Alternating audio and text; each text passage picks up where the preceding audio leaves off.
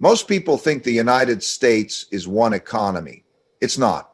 It's 50 separate economies, each with its own strengths, weaknesses, and breaking points. And just like during past cycles of economic decline, some of these economies, some of these states will crack first. Today, I want to walk you through which states are most vulnerable and why.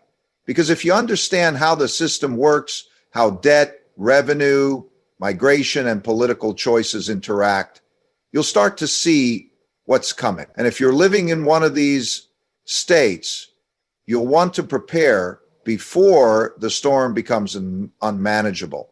Throughout economic history, whenever systems face mounting pressure, the fault lines that have been quietly forming over decades begin to crack. The same is true today as we examine the underlying structural weaknesses within various U.S. states. One of the most pressing, yet often overlooked, dimensions of this vulnerability is fiscal fragility. How certain states are carrying enormous debt burdens, mismanaged obligations, and long-term liabilities that are not just unsustainable, but destined to become accelerants in times of economic contraction. When you think about the financial health of a state, it's not just about how much it spends or collects in taxes. It's about how effectively it balances its commitments against long-term economic realities. Debt, in and of itself, is not a problem. In fact, when used productively, like in infrastructure or education, it can create future economic returns. But when debt is used to plug budget deficits year after year, to cover pension shortfalls, or to delay difficult structural reforms, it becomes a liability with compounding consequences. Many states have fallen into this exact trap. They've promised more than they can afford. Public pensions, retiree healthcare benefits, and bloated bureaucracies have created a long shadow of financial obligations that won't simply disappear. In fact, these obligations become more painful during downturns when revenue declines and borrowing costs rise. This is where the fragility begins to reveal itself. It's the inability to adapt because resources are already committed, flexibility is gone, and the margin for error is razor thin. You see this clearly in states like Illinois, New Jersey, and Connecticut. These states are running models that don't work anymore, not because of bad intentions, but because they have structurally overpromised. For decades, political leaders avoided hard choices. Instead of raising taxes or reforming pensions, they kicked the can down the road. Instead of rebalancing their fiscal frameworks when the economy was strong, they leaned further into debt. And now those liabilities are maturing. They're not abstract future problems anymore. They're here and they're growing.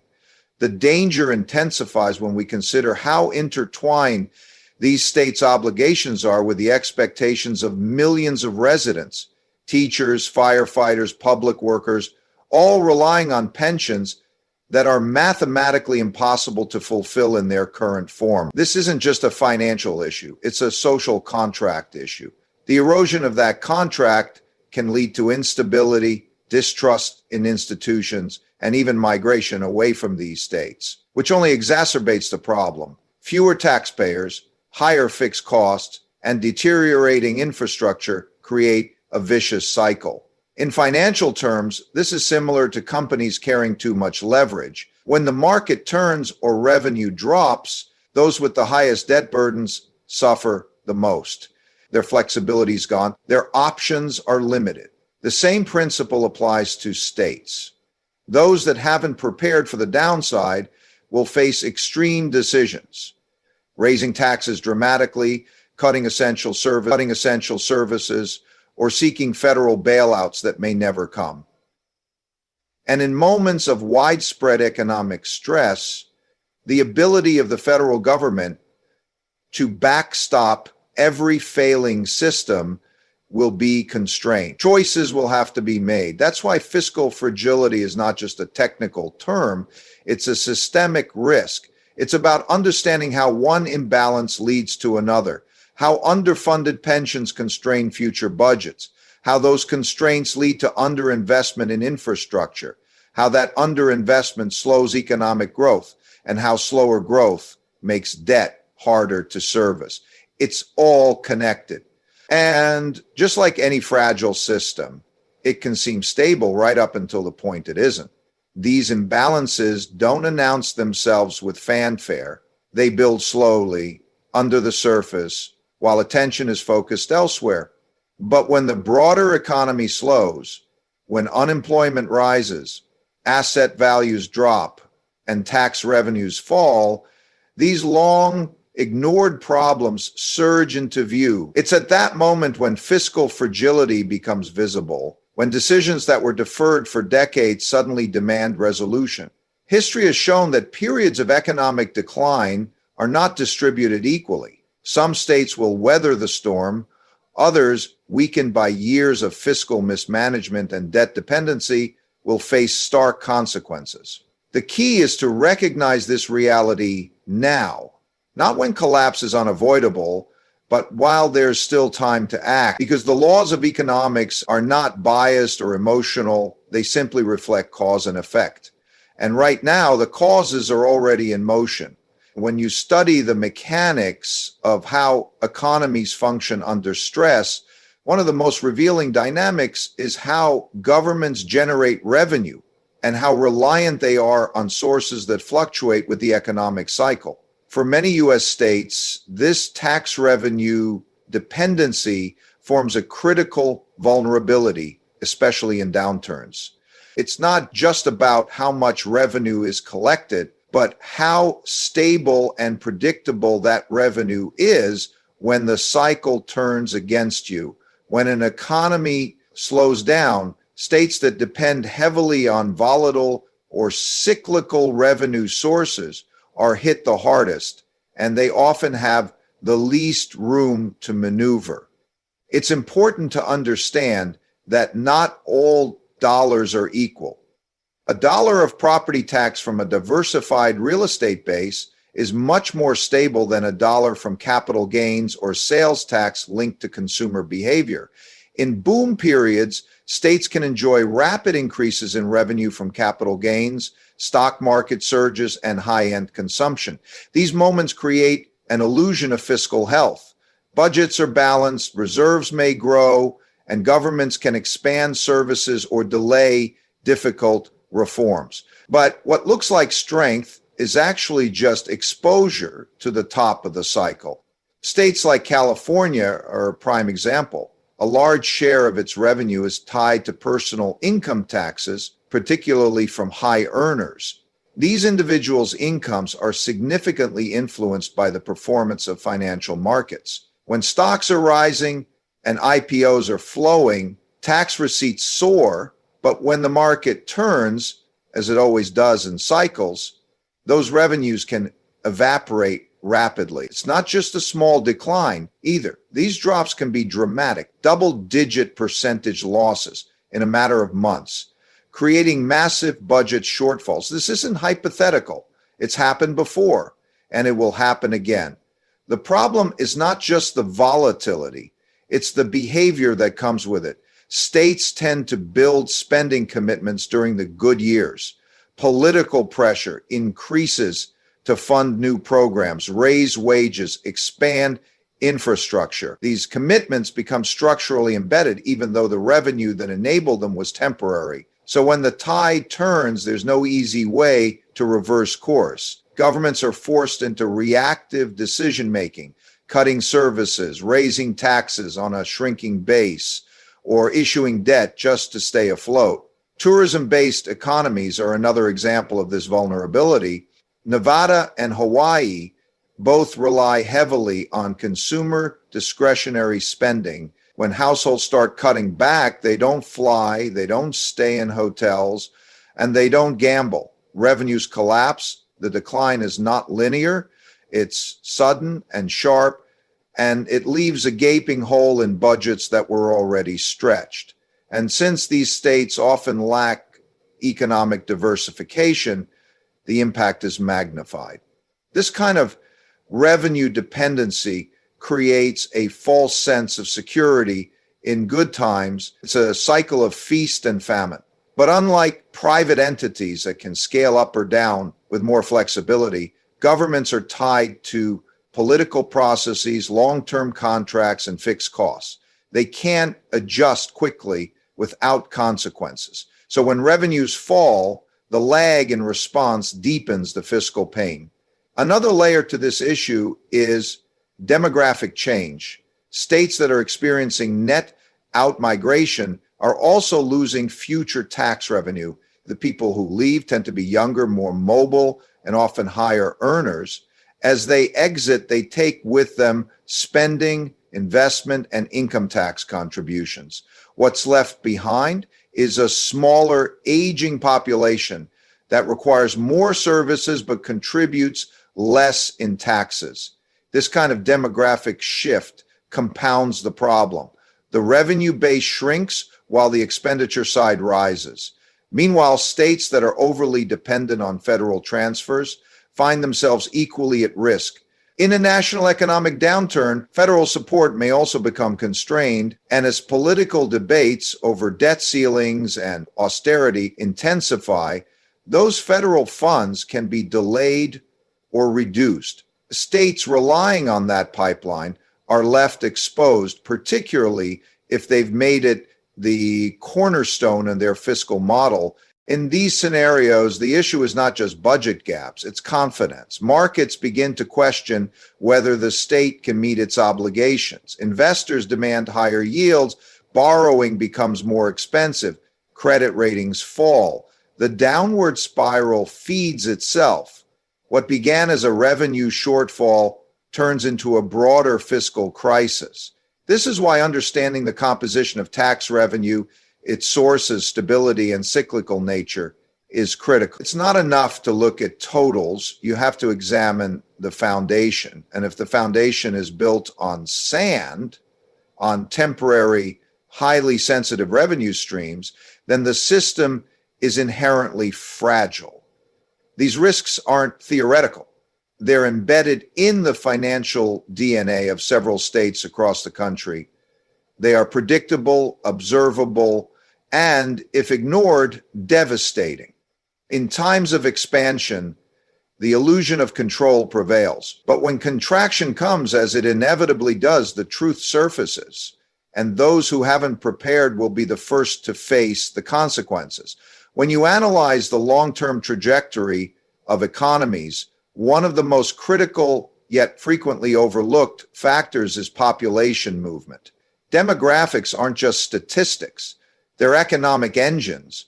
When people leave a region, they take with them income, productivity, investment, and demand. Over time, this outflow erodes the very foundation of an economy.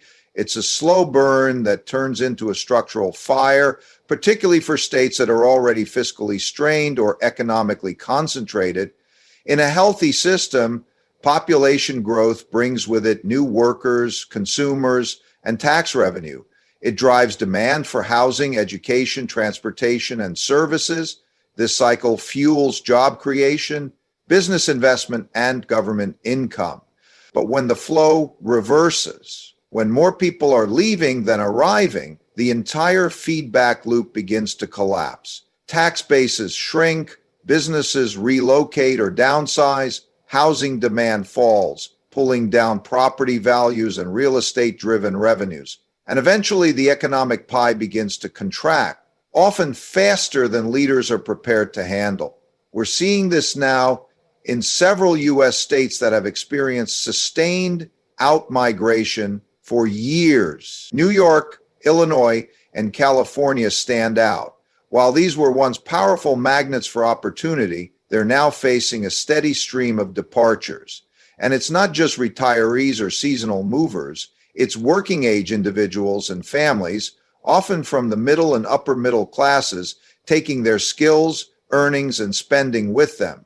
The reasons are multifaceted: high taxes, cost of living, declining quality of life, crime, and in some cases, political dysfunction. But the result is the same: economic weakening over time. What makes this particularly dangerous is the compounding effect. As the population declines, state governments are left with fixed obligations that don't adjust downward easily. Pensions, debt payments, public sector salaries.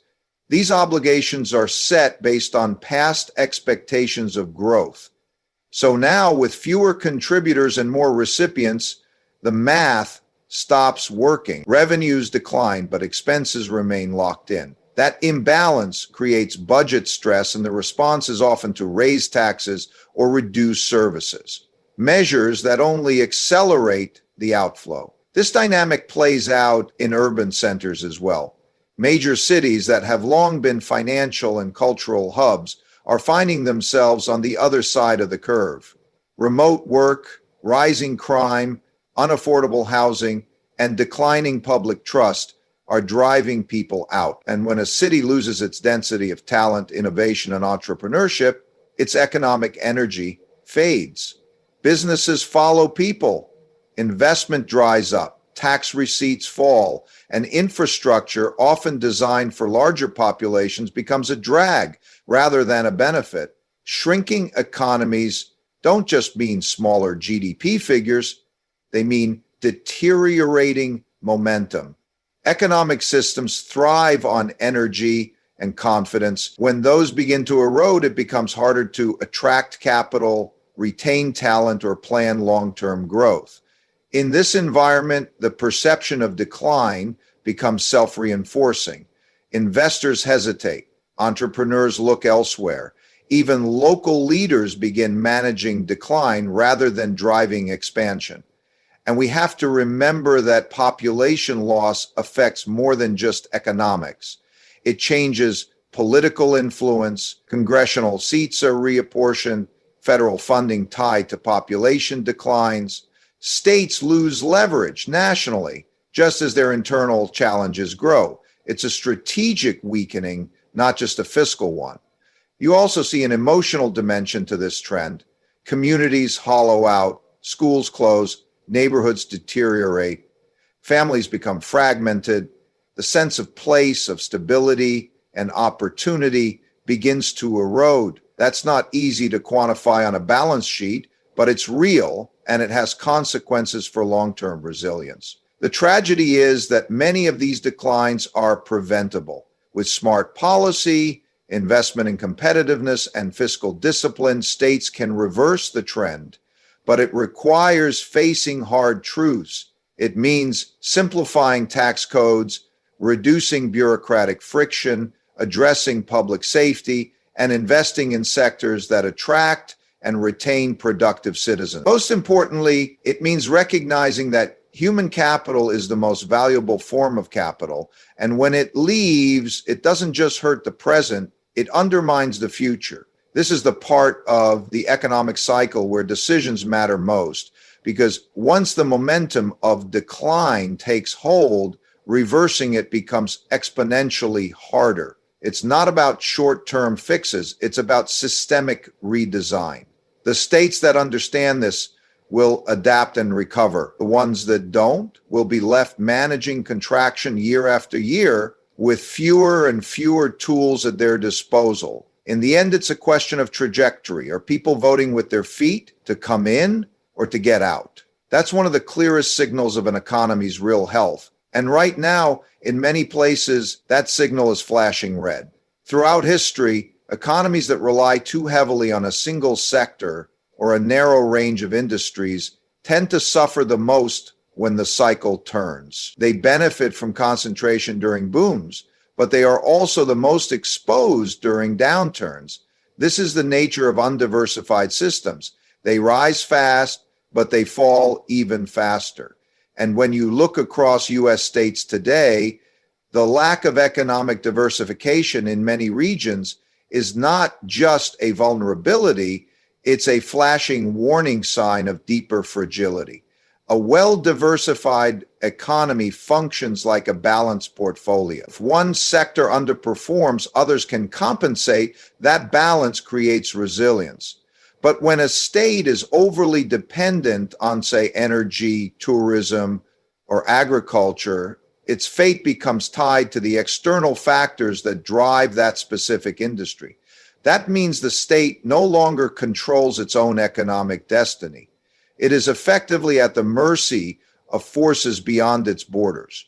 Market cycles, commodity prices, interest rate shifts, global demand, even geopolitical conflict. Consider states like Alaska, Louisiana, or West Virginia. Their economies are dominated by natural resources, oil, gas, and coal. When energy prices are high, revenues surge, budgets are flush, political leaders enjoy windfalls.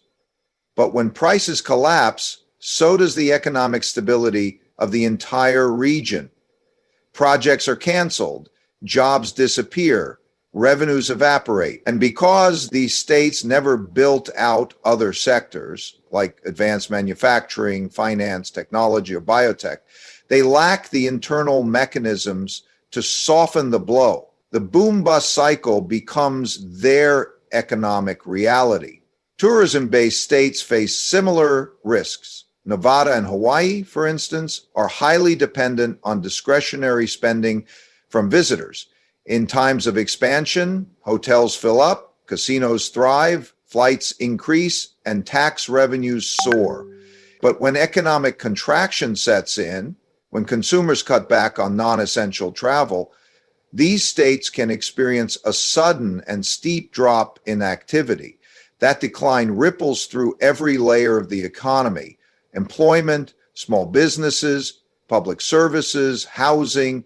And because tourism demand is largely cyclical and sensitive to both domestic and global conditions, relying on it as a primary economic engine is inherently unstable. Then there are states with aging manufacturing bases, but little investment in emerging sectors. These regions may once have thrived during industrial expansion, but without evolution, they become stagnant. Innovation slows, young talent leaves, and economic relevance begins to fade. It's not just a loss of output, it's a loss of identity, of direction, of purpose. And rebuilding from that position is significantly harder than proactively diversifying before decline sets in. The danger in these cases isn't just economic, it's behavioral. When a single industry dominates, it tends to shape the political landscape, the regulatory environment, and even the educational system. This leads to inertia. Rather than pursuing new opportunities, resources get channeled into protecting the status quo. Leadership becomes reactive, not strategic. The longer this continues, the deeper the dependency becomes, and the more painful any necessary transition will be. What's often missed is that diversification isn't just about having more industries, it's about building ecosystems that support long-term adaptability. It means having a labor force that can shift between sectors. It means cultivating institutions, universities, research centers, incubators that generate new ideas and businesses. It means having infrastructure that supports both old and new economies, and policies that reward innovation, not just extraction. The states that succeed long-term are the ones that understand this dynamic and invest accordingly. They build bridges between sectors. They create incentives for entrepreneurship. They develop talent pipelines across multiple industries, not just the dominant one. And they prepare for downturns by having economic engines that don't all stall at the same time. When an economic shock hits, whether it's a financial crisis, a geopolitical event, or a pandemic, diversification is what determines whether a state bends or breaks. It's not about avoiding pain altogether. It's about limiting exposure, maintaining options, and preserving enough momentum to recover quickly. States that lack this will find themselves stuck, watching capital and talent flow elsewhere. This is not an abstract risk. It's playing out in real time. Some states are positioning themselves to lead in the future. investing in clean energy, artificial intelligence, advanced logistics, and life sciences. Others are still clinging to the past, hoping that old industries will carry them forward one more cycle. But history has shown that those who fail to adapt eventually get left behind. And once the decline begins, reversing it takes more than just capital. It takes time, political will, and a complete rethinking of priorities. That's a much harder path than diversification from a position of strength. In a world that's changing faster than ever, resilience isn't a luxury, it's a necessity. And without it, fragility becomes fate. When systems fail, it's rarely because of a single shock. More often, it's a series of ignored signals, delayed decisions, and institutional breakdowns that build up over time. One of the most persistent patterns seen in declining economies, whether at the national or state level, is political dysfunction. When governance becomes ineffective and gridlocked, the ability to respond to economic stress, it doesn't matter how much potential a state has in terms of resources or geography. If the decision-making machinery is broken, the system becomes fragile, slow, and vulnerable to crisis. In moments of expansion, weak governance may not appear immediately problematic. Revenues are rising, markets are optimistic, and mistakes are easier to paper over. But when the cycle shifts, the consequences of indecision and mismanagement are exposed. Political gridlock means that critical reforms are delayed or entirely abandoned. Problems fester instead of being addressed. Fiscal issues compound, infrastructure deteriorates, social tensions rise, and the economic environment becomes less attractive to both capital and people. Some states have developed patterns of dysfunction so deeply entrenched that they're no longer capable of responding with agility. Budgets become battlegrounds where ideological fights take precedence over fiscal responsibility. Long-term investments, whether in education, technology, or infrastructure, are sacrificed for short-term political gains. Agencies operate without clarity or accountability, and while the economy may continue to function for a while on momentum, the underlying resilience is eroding quietly. The most damaging aspect of poor governance is its compounding effect. When policymakers fail to address debt, pension obligations, or outdated regulatory systems, the problems don't stay static, they grow. Interest costs mount. Deferred maintenance becomes more expensive. Public frustration intensifies. And instead of working together to find solutions, political factions dig deeper into their positions. That paralysis becomes a drag on everything else, on credit ratings, investor confidence, and ultimately public trust. One of the key principles in any functioning system is feedback. Leaders need timely, accurate information, and they need to act on it. But when governance is politicized and gridlocked, feedback loops are broken. Data is ignored or manipulated to fit narratives. Urgent issues like unfunded pensions or broken infrastructure systems are reframed as partisan disputes rather than economic priorities. The longer this goes on, the more brittle the system becomes. It's also important to consider the cost of uncertainty. Businesses don't invest in regions where policy direction is unclear or unstable. Investors avoid jurisdictions where regulations change with every election cycle. Residents leave when basic services decline, when schools underperform, or when taxes rise without visible benefit. All of these outcomes are direct consequences of poor governance, and once confidence is lost, it's incredibly difficult to rebuild. You see this in states that have failed repeatedly to pass budgets on time, or where emergency measures become routine. Over time, these practices create a culture of dysfunction. Political leaders focus more on managing headlines and securing re-election than on crafting sound policy. The system becomes reactive rather than proactive. And that weakness shows itself most clearly during downturns when fast, coordinated action is needed, but instead delays and finger-pointing dominate. There's also a more subtle yet equally destructive consequence: the erosion of institutional competence. In well-run states, public agencies attract talent and operate with a long-term vision, but in states plagued by poor governance, public service becomes less about capability and more about patronage or inertia. This reduces innovation, increases waste, and further undermines outcomes. When talent avoids government, the system starts to hollow out from within. And governance failure doesn't just impact policy, it affects culture. When citizens stop believing that their institutions can or will solve problems, cynicism spreads, civic engagement drops, trust disappears, people retreat from the collective system and begin operating in silos. That loss of cohesion further weakens the social and economic fabric. Over time, it becomes not just a political issue, but an existential one. The reality is that economic problems require political solutions, and when the political machinery is broken, the ability to adapt, reform, or recover becomes nearly impossible.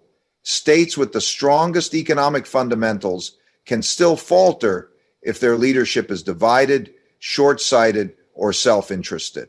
And those that already face structural challenges, debt, outmigration, industrial decline, have no margin for governance failure.